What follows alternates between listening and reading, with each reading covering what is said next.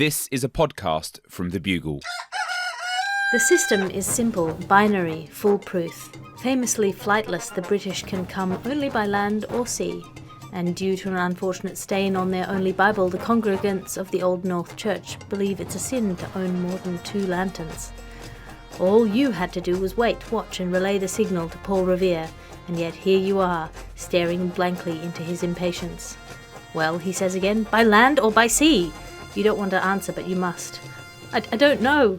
What do you mean you don't know? Is it 1 light or 2? A pause before you reply, neither. He furrows his brow. 3? You shake your head. They've sent another signal, not lantern light, but the Gargle. Welcome to the Gargle. This is the Gargle, the sonic, glossy magazine to the Bugle's audio newspaper for a visual world. All of the news, none of the politics. I am your host, Alice Fraser, and your guest editors for this week's edition of the magazine are Pierre Novellie. Welcome. Hello. And I always pronounce your name just very slightly differently. I figure if I cover the spread, I'll get it right. I'm determined to never say like the name of God. I will never say it, just to preserve that ambiguity, just to create a slight unease every single time you see my name written down. That's what I want. Yeah, well, it just feels it's not so much the pronunciation. Your name is tricky because of the emphasis. I feel like it's not clear where the emphasis should fall. The pronunciation seems pretty straightforward, but you're not sure where the beat should land. That's true. It's phonetically spelled, but there's no clues as to where to really lean in and just how Italian to go. That's the question. And our second guest editor for this week's edition of the magazine is Tom Neenan. Yes, Tom. I like to pronounce it with 8 O's to keep people on their toes. Before we start passing the parcel of this week's top stories, let's have a look at the front cover of the magazine this week. The front cover of this week's magazine is King Charles wearing a party hat and blowing out the candles on his birthday soup. And the headlines reads, "What to get the person who already owns all the swans." And the satirical cartoon this week is a resentful bowl of birthday soup complaining to the bartender, "I should have been the iconic birthday party food," but it's all political. That brings us to this week's top story. Top story this week is leafy greens are again. For all of those who thought leafy greens were a healthy thing to eat and have managed to ignore all of the scandals whereby rat lung worms are found in human brains after eating leafy greens, or human feces in leafy greens, or your childhood monsters hiding behind your lettuce jumping out to eat you, a new thing to be afraid of.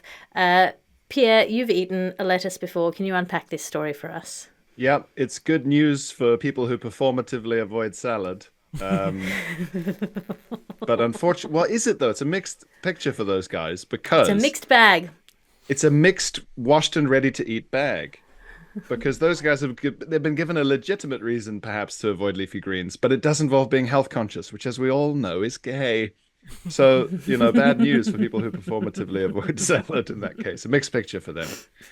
How many calories are in this dick? Ped is just looking at me like, I'm so glad you didn't say how many calories are in this fat cock.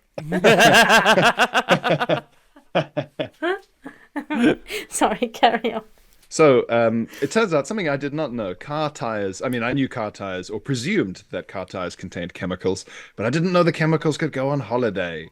And as you drive around, all the chemicals go on holiday. They pop out of the tire and they drift around, and it turns out they land on salad. Which is sort of makes more sense now that I think about it, now that I think about how many car adverts I've seen where the car speeds past large empty fields of various vegetables. So I guess that they'd have to have consequences. But scientists have found a mixture of chemicals that are from car tires for the first time in leafy greens. There's like anti-aging chemicals and like vulcanizing. Vulcanizing I knew about because of rubber, but anti-aging, I suppose you don't want old tires, but I didn't think it explains all the Nivea branding we've been seeing on Formula One cars. But yes, plants have been absorbing dirt from tires, it turns out. And what worried me most about this wasn't that it happened in principle, but was that it happened in Italy. And if there's one place where I expect the leafy greens harvested from the field by hunchbacked peasants to be in some way abstractly pure, it's Italy. I don't want to know that this is happening in Italy. If you said to me that lettuce from Basingstoke's got a bunch of shit, I go, yeah, I know. It's an English lettuce. I'm imagining it's quite bad for whatever reason. But Italy, what is the point in having Stanley Tucci going around putting little bits of things in his mouth and going, oh wow, if it turns out he's been eating tires the whole time? I did know about vulcanizing, and I didn't even think it was about the live long and prosper kind of Vulcans, because I read a very inaccurate adventure book as a child that nonetheless had quite a detailed description of vulcanizing rubber. Really? And unlike its description of the pygmies, it was fairly accurate. I think this is just a branding thing. I think that, like, you know how, like, shower gels, for ladies, they're all about, like, nourishing and everything else. And for men, they're called stuff like Clean Max. And it's all about, like, just getting yourself as clean as possible for the hard day ahead. Yeah. I think just call this road veg and make it, like, for men who want to eat vegetables. It's trucker kale. And it's going to make you super hard. And it's going to be, you know... I think that it's just put it in a slightly different... Put it in a bag with, like, chrome on it. And bros will eat it and think it's good for them. Fast and the Furious foliage. Yeah. Yes, that's it. Yeah. Get Dementus on a packet of spinach. That's perfect. Yeah, they sent Ludacris into space on like a 4-wheel drive or some shit. Now the car's in your lettuce too. Yeah, exactly. Wait a minute. Is this one of those like April Fool's style ad campaigns for Clarkson's Farm? Where it'd just be like, it's his two passions together at last. You can't stop him putting cars and stuff. He's put it in his bloody vegetables. If they can drive a car into the Burj Khalifa, they can drive it into some fucking... Yeah. Now it's time for your ads, because you can't be what you can't buy. Sometimes when you walk into a room, you have a special sense that tells you what happened in that room in the past. Sometimes you can just sense something terrible, like burned toast or a fart. Smells are basically just ghosts that are only sometimes of dead people. And that's why this episode of the podcast is brought to you by Ghostbusters 4000 Bot Smells Edition. Basically just a can of Febreze strapped to a Roomba with a functional human nose attached in ways we won't really want to discuss, and animated by batteries as well as the revenant spirit of an angry goy. Ghostbusters 4000 Bot Smells Edition will hunt down all the smells in your house and banish them to hell. Status is important, but what's even more important than having status is demonstrating your status. That means empty rooms in your mansions, empty mansions on your island, and empty glass in your glass of water. Half a glass of water. Show strangers how much you have. And a new novel is out by self-published romance maven and online bestseller Dancy Lagarde. In a distant future where humanity has colonized the stars, magic and technology intertwine, and the planet of Xyloprime stands proud and erect in the galactic panoply. Alara is a fiery young sorceress/princess with a troubled past and enormous yet gravity-defying space bosoms.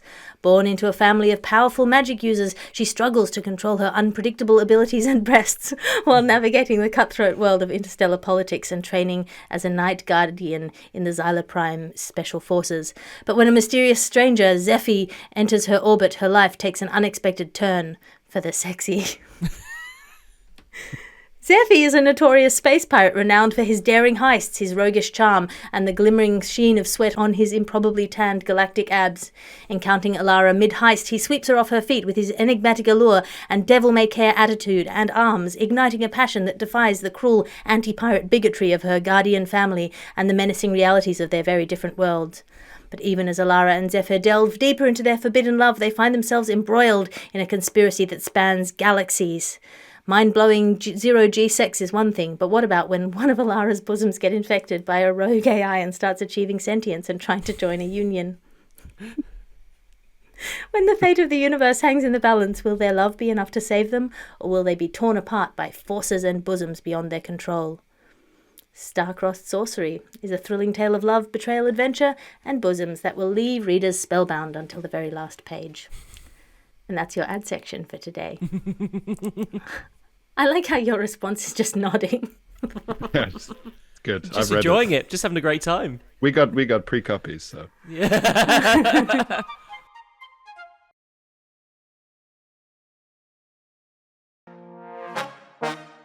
In Balls news now, this is the news that gentlemen and ball havers may be being weighed down to the grave by their own testicles, given recent studies that have shown that castrated males live longer than their uncastrated counterparts.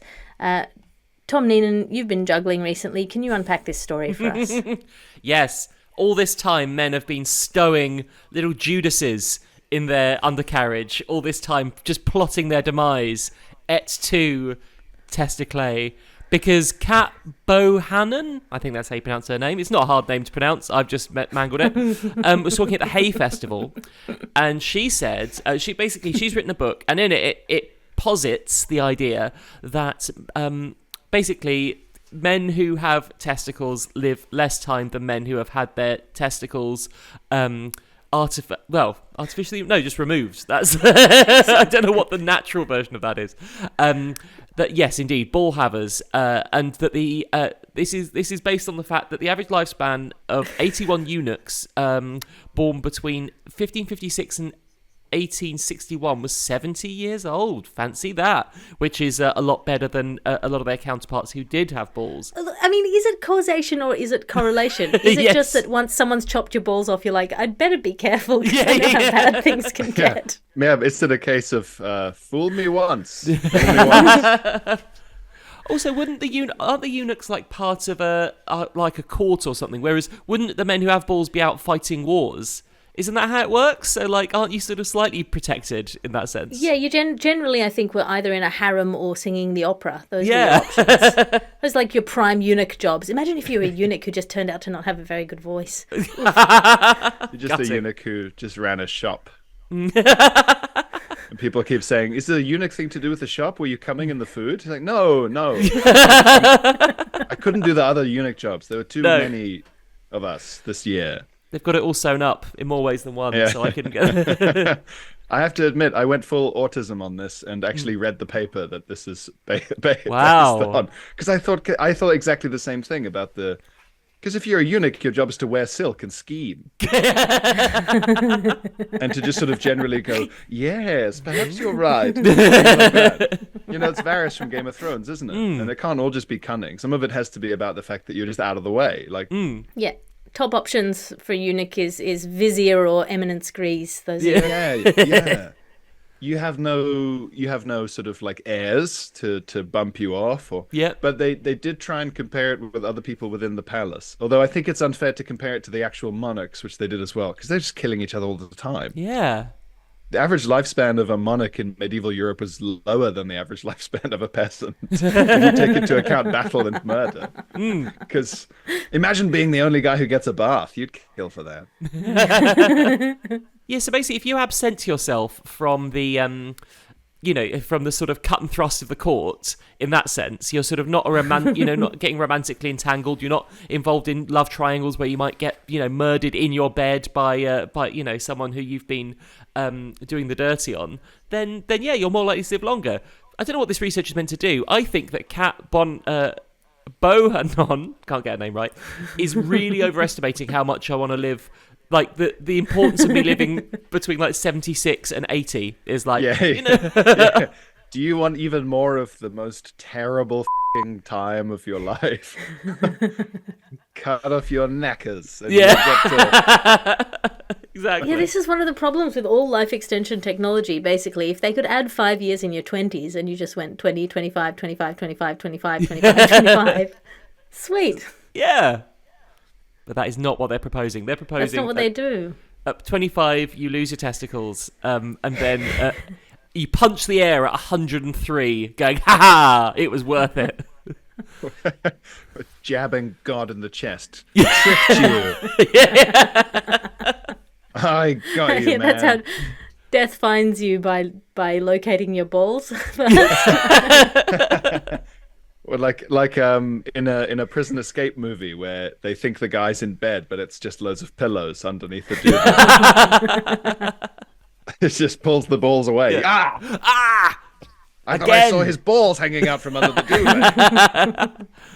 He'd already fled.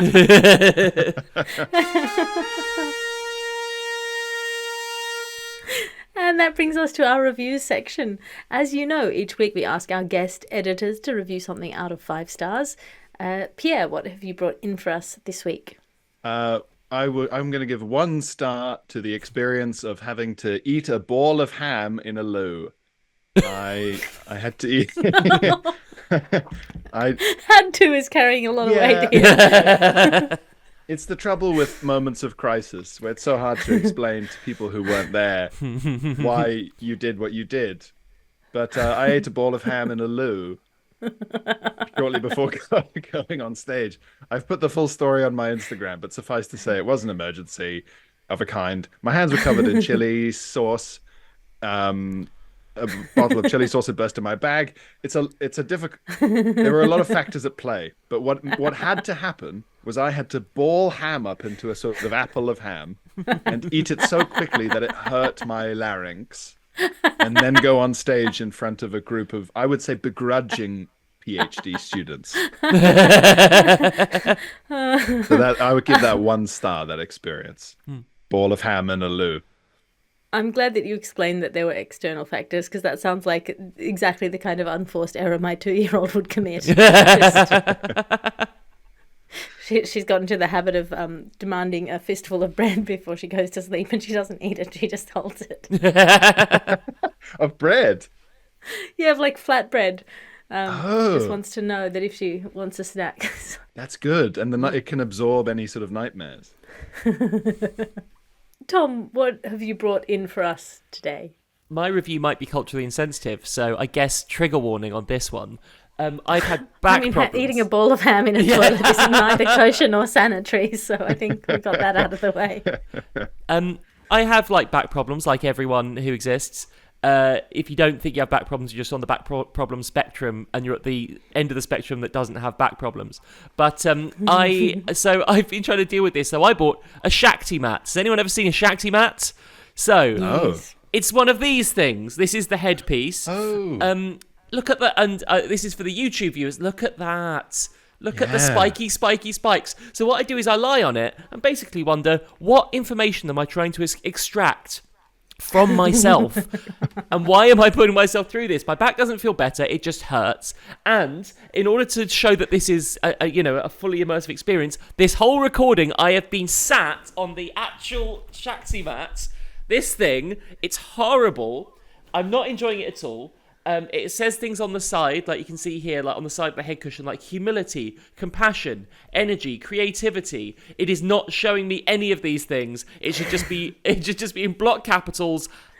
Ouch. And that is so. It's not helping my back. 1 star for Shakti mats. But because I'm an idiot and because I spent money on it, I'm going to continue to use it, hoping that it will do some good at some point in the future.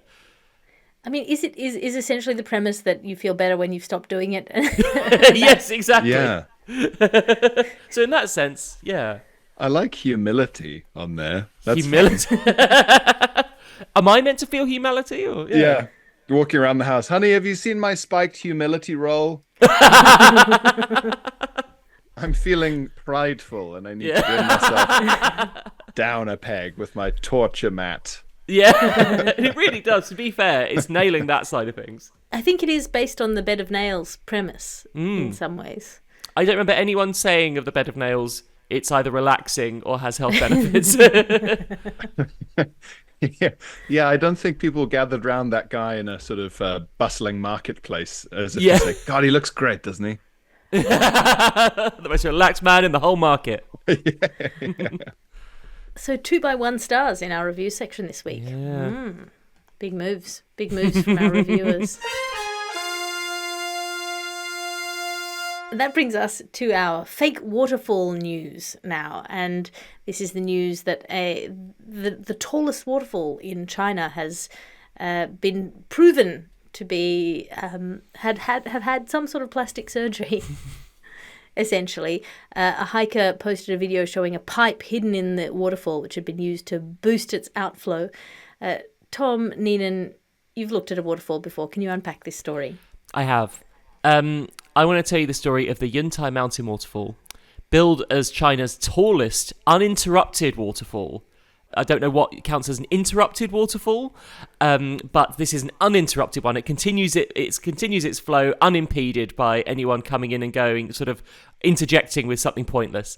And someone basically they went on a walk and they found that, yes, this waterfall occasionally is being fed by a pipe. Now, if only there was some kind of song by some R&B artists in the 90s that advised us against doing such a thing, that might discover that maybe this waterfall wasn't as much as it cracked up to be.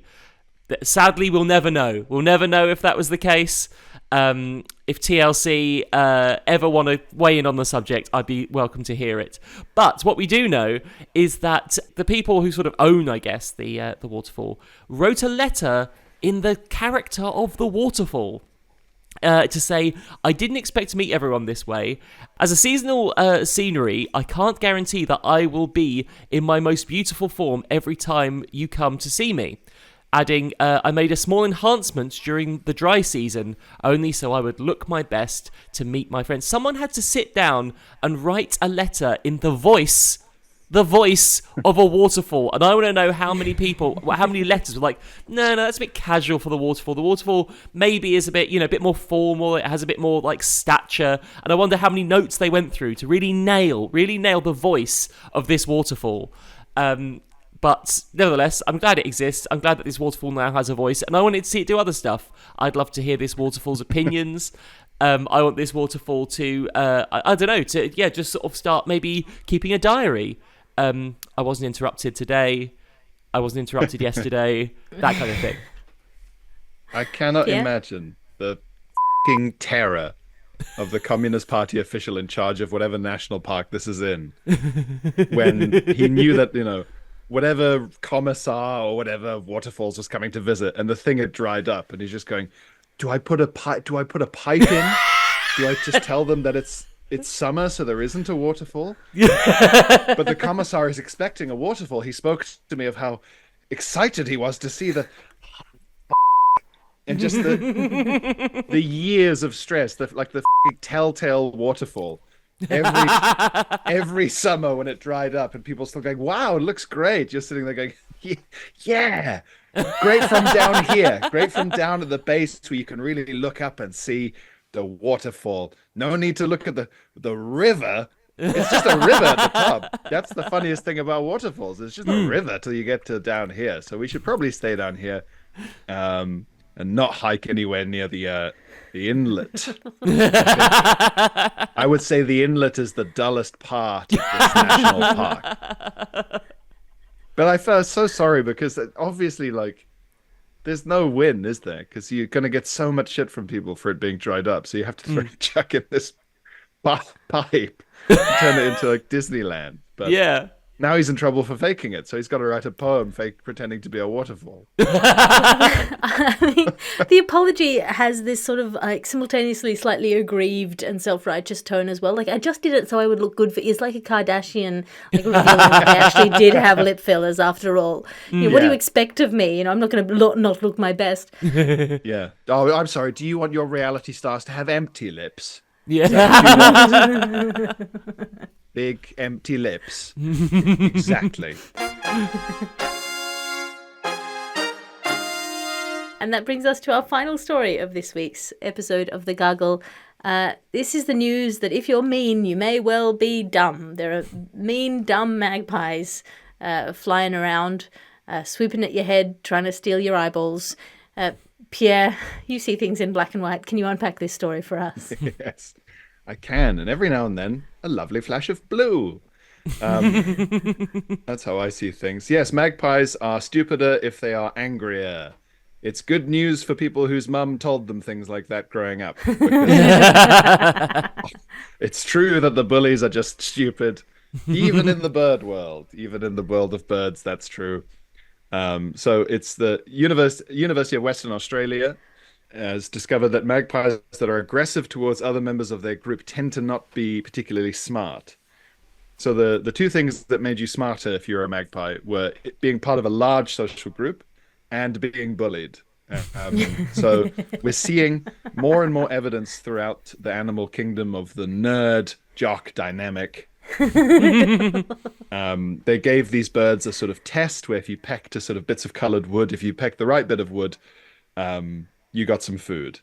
And the jocks weren't very good at it. They weren't very good at it because they knew they could just wait for the nerd birds to get the food and steal it using their powers of aggression.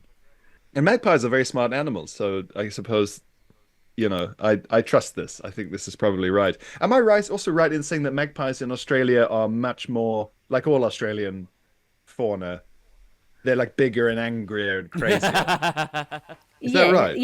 Yeah, they do. There's a season wherein magpies will swoop at you, and people tend to go around with. It's a completely normal thing to see someone walking around with an ice cream bucket on their head, or zip ties out the top of their bicycle helmet. Oh God, has anyone ever attempted to do a sort of Tarzan King of the Apes with the magpies? If they're so smart, could you train them to swoop upon thine enemies? I mean, this is the problem with magpies. Magpies are everybody's enemies. The worst pies, I think. The worst of the pies, magpies. Yes.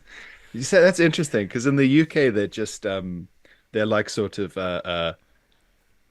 diamond thieves. They're the sort of cat burglar. They're the sort of cat burglar of the animal world. They're famous for stealing. How badly bullied were these magpies that they became diamond thieves? Yeah. Well, they're famous for sort of stealing a single ring and things like that. Whereas, of course, in Australia, there's a mob of sort of 80 of them mad maxing some guy as he's trying to They do walk. full bank heists in Australia. Yeah, it sounds more like a sort of horde. Yeah. It doesn't sound very delicate and sort of like Mission Impossible. It sounds much more blunt force trauma. Yeah. Yeah. But yes, yeah. The angrier the magpies were and the less friends they had, the shitter they were at tests. But there might be a flaw in this research because, as you point out, the meaner magpies are the bully magpies. And in my school, the bullies made the nerds do their homework. So was there a bully magpie going, do my poking a coloured bit of wood homework for me, Poindexter? Yeah. And then they did it and maybe made the other magpies look smarter. I don't know. I think there might be sort of some outliers in this research. Yes, and there's also undeclared bias because, of course, this research was carried out by huge nerds. That is true. As is all research. That's it. Yeah. Is it a coincidence that yet more nerd output is pro-nerd? Yeah. We're seeing a lot of pro-nerd stuff coming from the nerd club down there at the university. All science is in the pocket of big nerd. It's time we stop this. Big pocket protector, yeah. The pocket of big pocket protector is a very like it's like a fractal. It's a very protected pocket. And that brings us to the end of this week's episode of The Gargle. I'm flipping through the ads at the back. Tom, have you got anything to plug? Always at TP Neenan on Instagram, if you want to check that out. I also have a podcast which is the Wheezing Groaning Sound, the Doctor Who podcast, which I'm assuming people who listen to the Gargle might enjoy. And further to that, I'm in Doctor Who, only an audio adventure, but they are so it's a group of Doctor Who stories called Swipe Right, and it's Star-Crossed is the group of stories, and it's a 9th Doctor adventure. So download those if you want to hear me being menaced by a killer dating app for the second time on audio. I've done 2 audios where I've been menaced by an evil dating app, so check that out. I mean, do check that out, and don't underrate yourself. Audio, all Doctor Who is audio only if you're watching it with your eyes closed. So, exactly. Pierre, have you got anything to plug? Yes, I suppose my Instagram as well, especially if you want to get the context for eating a ball of ham in a loo. If you're in London or near London, the last chance you will have to see my show, Why Are You Laughing, is the 22nd of June, that's this month. 22nd of June at the Bloomsbury Theatre, just near King's Cross. And the tickets are available, link in my bio, all that. 18th of July, I've got a book coming out about autism. It's called Why Can't I Just Enjoy Things? A Comedian's Guide to Autism. And then I'll be at the Fringe as per usual. I'm doing a full Fringe run, having had 2 months to write my show. And then I'm going on tour with a different show, which is very smart and good. Yeah, excellent. Wise choices there. Go and witness Pierre making all of those choices when you buy his book and go see all of his shows.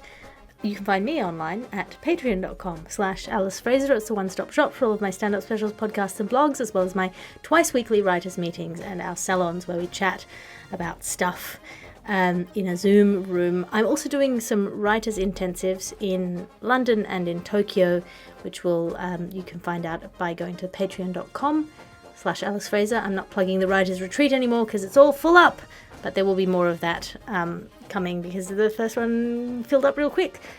This is a Bugle podcast and Alice Fraser production. Our editor is Ped Hunter. Your executive producer is Chris Skinner. I'll talk to you again next week. You can listen to other programmes from The Bugle, including The Bugle, Catharsis, Tiny Revolutions, Top Stories and The Gargle, wherever you find your podcasts.